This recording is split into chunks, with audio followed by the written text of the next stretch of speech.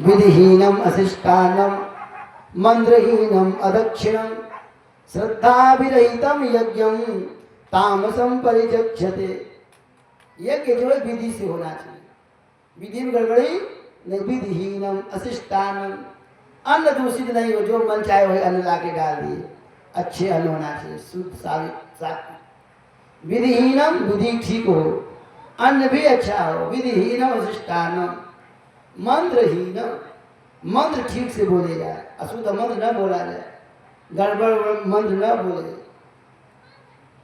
मंत्रहीनम, मंत्र से हीन यज्ञ नहीं होना चाहिए। अदक्षिणम, यज्ञ में दक्षिणा अवश्य चढ़ानी चाहिए। क्यों? यज्ञ नारायण के पत्नी का नाम है दक्षिणा। दक्षिणा से विवाह यज्ञ का हुआ था। रुचि नाम प्रजापति थे, उनसे यज्ञ नारायण भगवान पैदा हुए,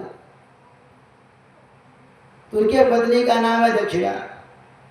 बिना पत्नी कथम धर्म, जैसे हम लोग पूजा पाठ करते हैं तो माताएं साथ में बैठती हैं। क्यों? बिना उनके बैठे यज्ञ पूरा नहीं होगा। पति जो सत्कर्म करेगा, पत्नी को 50% लिखा पड़ी है, मिल जाएगा। पत्नी जो पूजा पाठ सत्कर्म करेगी, पति को 1% नहीं मिलेगा। लेकिन पत्नी जो पाप करेगी, पति देवता 50% लेंगे बिना कहे। पत्नी का पाप पति आधा लेगा, लेकिन पुण्य नहीं लेगा। और पति कोई पुण्य करेगा 50% अपने आप बिना कहे ट्रांसफर हो जाएगा, कुछ कहना नहीं पड़ेगा। ये नियम हमारे यहाँ बताया गया। तो यज्ञ में विधिहीनम अशिष्टानम मंत्रहीनम अदक्षिणम, मंत्रहीन यज्ञ हुआ तो भी कल्याणकारी नहीं होगा। श्रद्धाभिरहितम यज्ञम, श्रद्धा भी होनी चाहिए, मनमानी नहीं। अरे पंडित जी कर लो, ठीक है, चलने दो, ठीक है पंडित जी कर रहे, होने दो।